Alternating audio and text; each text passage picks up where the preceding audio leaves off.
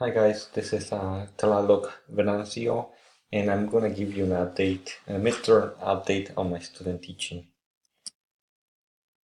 Number one, classroom management and lesson planning. Uh, in this picture, you see me doing both. At one, I came to understand that classroom management was really in my classroom of setting high expectations for the students and going through transitions smoothly and allowing the students to collaborate. Those three things have helped me kind of move the classroom and get it going every single day. In this activity, in this picture, you see that you don't see the students, but there's a line of students back here that are right next to a fence. And this student right here and this student both have an equal distance or strength that are the same length, and together we're forming a human parabola, just like this. Oops. Just as you can see here, where I am the focus and the students over here are the directors and the student here is the vertex. So in order for me to make this happen, I had about 20 minutes of my lesson that I had scheduled for that. Um, I created expectations throughout the semester for this to happen, and that's why I didn't implement it until now, an activity like this. Now with lesson planning, it's been pretty frustrating because it takes me a long time to plan lessons, the days that I have to. So usually, sometimes it will take me about 8 hours, and now I got it down to for them to take me 4 hours. Uh, and then, for example, I don't have a bank of materials such as these strings that I can now use anywhere at any time when I need to do an activity similar to this one. But that took me 2.5 hours to cut the strings. So planning lessons that are very good and sound takes more than just 15 minutes the day before.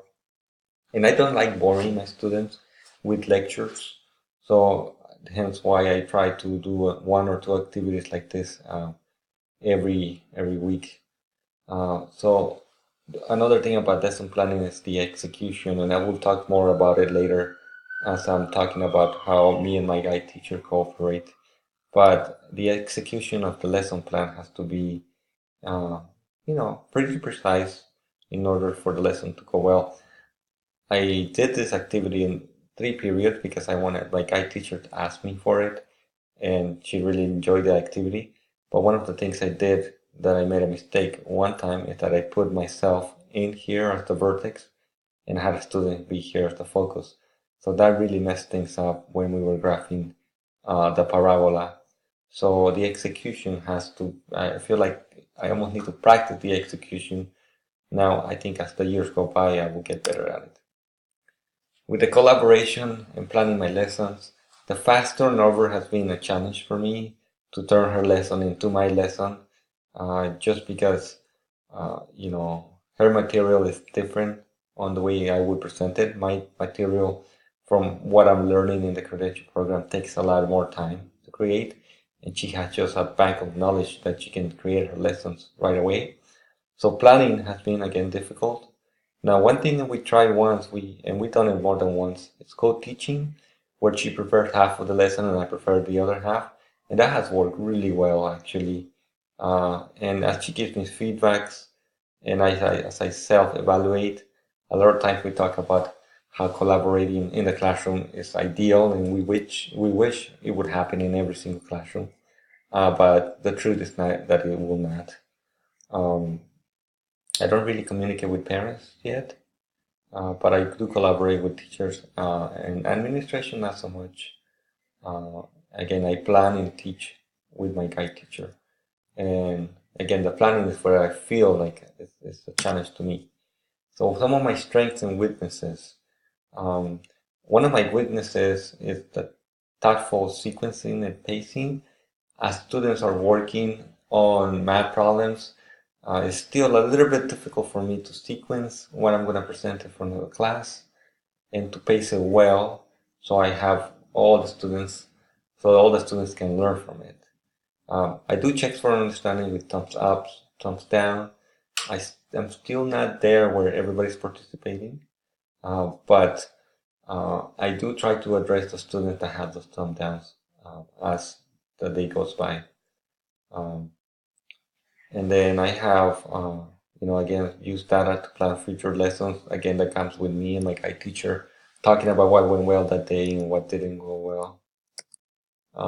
Another strength that I have is I am very culturally relevant with the students, and I make a lot of connections, especially because I live in the neighborhood, and I can draw connections from what I see in the neighborhood and different streets, different buildings, and I can, I think that's one of my stronger portions.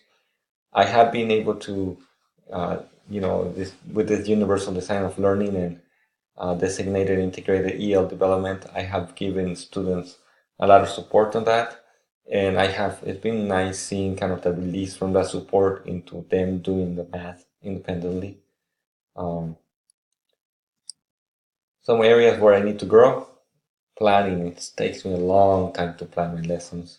And I hope that on my real assignments when I start teaching that I take less time on doing that. Otherwise, I'm going to have a really hard time.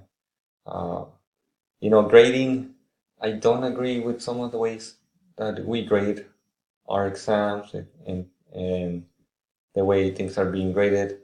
However, I do need more growth in knowing how to grade well. For example, the other day I created a worksheet on my own that included different problems and at different levels, but some of those problems could have been worth a little bit less than the harder problems. So I think grading is an area where I'm growing. And then checking for understanding, like I said earlier, and preparing my prompts. I wish I just had my prompts with me all the time, and I wish I had more time to create more prompts to teach. Overall, I'm very stressed, but I think all of us are. I'm learning a lot being inside the classroom. I'm very encouraged because I feel like this is for me and this is where I want to be. And I'm excited to take my own classroom, and I'm loving it. So, thank you.